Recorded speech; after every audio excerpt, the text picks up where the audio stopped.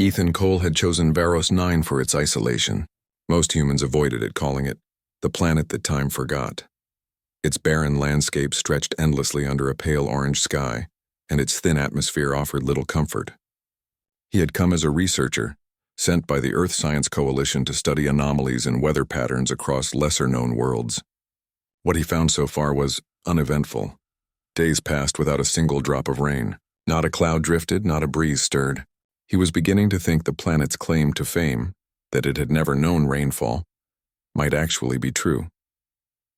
Ethan pitched his small, rugged tent near a jagged rock formation, using his rover to haul his equipment. He had sensors lined around his campsite, instruments that measured temperature, pressure, and moisture. He double-checked each one, noting the steady dryness that matched Varos 9's historical data. Sitting on a folding chair, he sipped recycled water from his canteen and glanced at the sky. Nothing. Just the same endless orange, the same unchanging heat. Night arrived quickly, the twin moons casting silver light over the rocks. Ethan felt the planet's isolation pressing in. He was not afraid exactly, but he felt the weight of being completely alone, the only human on a world untouched by storms or water. He checked his instruments one last time before retreating into the tent. The air was cooler here, but still dry. As he organized his notes, a strange sound interrupted his thoughts. It started softly, a distant rumble, almost imperceptible. Ethan frowned. That's odd. The planet wasn't supposed to have thunder. Yet the rumble grew louder, shaking the ground slightly. Outside, his instruments went wild, lights blinking red. He grabbed his notebook, stepping to the tent flap, trying to see through the darkness. Then it began. A sheet of rain fell from the sky, first light, then heavy. Ethan stumbled back, stunned. His mind raced, trying to rationalize what was happening. Varos 9 had never seen rain in recorded history.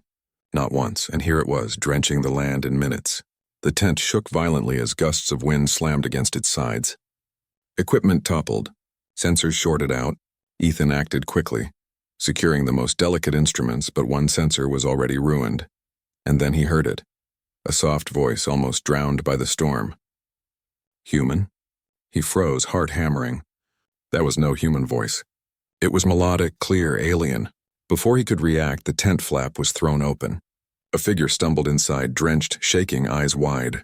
The being was tall, lithe, and silver-skinned, glowing faintly in the dim light of the tent. Her hair clung to her face and shoulders, plastered by the rain, and her armor, ceremonial yet battle-ready, shimmered under the flash of lightning outside. She fell to her knees, gasping. "We've never known rain," she whispered, almost to herself. Her voice trembled, a mix of awe and fear. Ethan's mouth went dry.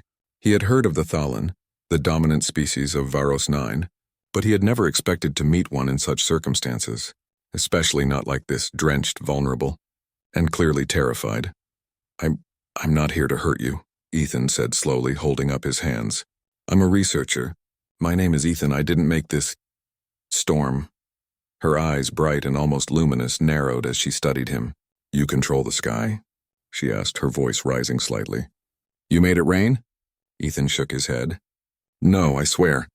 I don't know how this is happening. I just study the weather." Her hands trembled as she reached forward, touching a wet patch on the tent fabric, marveling at the sensation. "It falls from above." "Naturally." "Yes," Ethan said cautiously. "It's called rain. Water from the clouds. It falls on most planets naturally. But this planet, never before. That's why I'm studying it." Her eyes widened. "Never?" "Yes, not in recorded history," Ethan replied. He stepped closer, keeping his hands raised to show he meant no harm. "You must be confused." "I am too. This is impossible." She exhaled sharply, almost as if trying to steady herself. "Impossible," she repeated, shaking her head. "Our people have lived for centuries under dry skies. Never a drop, and now, this." Ethan gestured to a puddle forming on the tent floor. "It's water. You can touch it. It won't hurt you." Hesitantly, she placed a hand into the small pool, feeling the cool liquid. Her eyes widened further. "It is real," she whispered, more to herself than to him. "Real water. From the sky." Before they could continue, a loud thud echoed outside. Then another. Footsteps heavy and armored. Ethan froze. "You're not alone here," he said. The silver-skinned woman, Liara, as he would later learn, stepped between him and the tent flap. Her hands went to her staff weapon, holding it protectively. Lightning flashed, illuminating her face and her eyes wide. Pupils dilated in both fear and determination. Through the rain, several figures appeared, Thalan warriors, their armor dark and glinting, eyes narrowed. "Stand aside," one called. "Who brought this rain, human?" Ethan raised his hands again. "I didn't, I swear. I don't control the weather." The leader of the warriors studied him for a long moment, then shook his head. "The prophecy speaks of a skybreaker, one who will command storms and change the world. Could it be him?" Liara stepped forward sharply, placing herself between Ethan and the approaching warriors. "No," she said firmly. "He helped me. He did not harm us." The warriors hesitated, confused by her defense. Ethan blinked. "You would trust me?" Liara's expression softened slightly. "I do for now, but others may not." Thunder roared again, louder, closer, as the storm continued its impossible path. Rain hammered the tent and lightning cracked dangerously close. Ethan glanced at his instruments again. Readings were off the charts. This was not a simple storm. It was controlled, precise, almost deliberate. Liara looked at him with wide eyes. "It is not just rain," she said softly. "Something beneath the surface calls it." Ethan frowned. "Something beneath the surface?" She nodded. "Follow me." She moved carefully through the rain to the edge of the rocks, pointing to cracks in the ground. "There are old tunnels here. Our people never enter. They are sacred. But I believe the storm began from there." Ethan glanced at her, hesitant. "Sacred or not, we may have to check. If this storm grows, it could destroy everything in this region." Liara nodded. She glanced at the warriors lingering behind. "You will not interfere," she said sharply. "He is with me." The leader of the warriors narrowed his eyes but did not move forward. After a tense pause, he motioned for his group to hold. Ethan exhaled. The storm continued, now forming patterns in the sky. Swirling clouds, perfectly round arcs of lightning, and rain falling only in certain areas. Ethan's heart pounded. This was not a natural phenomenon. Someone, or something, was controlling it. As they approached the tunnel entrance, Liara glanced back at Ethan. "If we are discovered," she said quietly, "our people may not understand your role. You may be accused of bringing ruin." "I'll follow your lead," Ethan said. "I just want to understand what's happening." The tunnel was dark, narrow, and filled with the smell of damp stone. Ethan shone his flashlight across walls etched with ancient carvings. Liara moved confidently, though every so often she would glance upward at the ceiling as if wary of danger above. "Who made these tunnels?" Ethan asked. "Your people?" Liara shook her head. "Not entirely. Some say they were built long before the Thalan came. Others say they were gifts from another world, but none have dared enter them for generations. The deeper they went, the stronger the vibrations from the storm above." Ethan's instruments beeped frantically. "There's energy here," he said. "It's powerful. Too powerful to be natural." Liara's eyes widened. "The legends?" "The machines beneath the world. I never believed they existed, but now, perhaps they do." Thunder shook the tunnel walls. Rain seeped through cracks, dripping onto the floor. Ethan felt the chill of water on his neck and arms. He had studied storms, rain, and atmospheric energy on dozens of worlds, but nothing prepared him for this in a planet that never rained. Now alive with impossible weather, and he was at the center of it. They reached a larger chamber, where the tunnel opened into a cavern so vast it seemed to stretch to infinity. At the center, faint lights pulsed beneath the ground, shadows of machinery shifting under the stone. Ethan's breath caught. "This is it," Liara whispered. "Whatever controls the storm is down there." Ethan nodded, feeling both awe and fear. He had come to study weather, but now he was part of something far larger, a mystery that could change Varos 9 forever. And as he looked at Liara, still wet from the impossible rain, he realized he had made an unexpected ally, one who trusted him with her life. Even as the world above trembled, the storm above raged. But inside the cavern, a new kind of tension filled the air. Ethan knew the answers they sought lay beneath, and that the first step would be dangerous, uncertain, and possibly life-changing. He took a deep breath. "Let's see what's really causing this." Liara nodded, her silver skin glistening in the dim light. Together, they stepped toward the heart of the cavern, unaware that their discovery would mark the beginning of a new era for Veros 9. And perhaps for humanity as well. Ethan's day had begun like any other. Alone at the small space refuel station orbiting Saturn's rings, he moved between the humming machines, checking coolant lines and tightening loose panels. Most of the passing ships were cargo freighters, routine jobs with predictable repairs. Ethan liked it that way. He liked the order, the precision, the hum of engines that could be fixed with a wrench or a screwdriver. Humans were messy, unpredictable. Machines, however, obeyed logic. The quiet of the station broke suddenly when the alarm blared. A red light flashed across the control panel, signaling an incoming unidentified vessel. Ethan frowned. The scanner showed a small craft damaged, spinning slowly toward the icy moons nearby. He had seen crashes before, but something about this one felt different. Without thinking, he grabbed his rover keys and rushed outside, boots crunching on the frozen surface. The shuttle lay partially buried in the snow, its silver hull scorched and dented. Steam hissed from broken panels. Sparks flickered across the side of the craft. Ethan approached cautiously. The hatch creaked and popped open. A figure crawled out, her movements weak and disoriented. She was unlike anything he had seen before. Her skin was pale blue, almost glowing under Saturn's dim light, and her hair shimmered like silver threads. Her eyes were large, bright, and luminous, and they followed him with cautious curiosity. Ethan froze, unsure if she was dangerous. She looked injured, shivering in the cold. Ethan's instincts overrode fear. "Hey, are you okay?" he asked softly. She didn't reply, just blinked at him, her gaze intense but silent. Carefully, he reached out and helped her to her feet. She made no sound, but she allowed him to guide her toward his workshop, leaning on his shoulder. Inside, he sat her down on a padded bench and examined her wounds.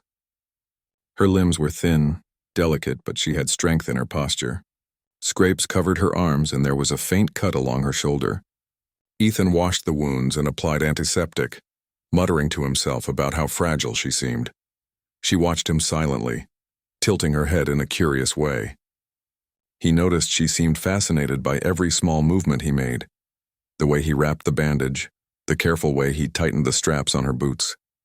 For a moment he felt awkward, self-conscious under her gaze. "I need to fix your ship," he said, changing the subject.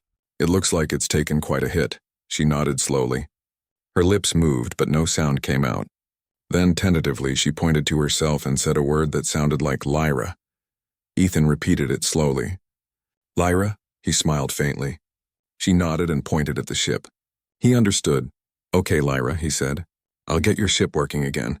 You'll be safe here while I do it." For the next few hours, Ethan worked tirelessly. He replaced burnt circuits, repaired the fuel lines, and adjusted the navigation systems. Lyra stayed close, watching every move. Occasionally, she mimicked his hand movements, copying him as he tightened screws or soldered wires. It was strange, almost endearing. He spoke to her as he worked, explaining the machines in simple words, hoping she might learn. She responded by repeating words he said, slowly piecing together the language barrier. When the sun dipped behind Saturn's rings, casting long shadows across the icy moons, the ship's engines finally hummed steadily.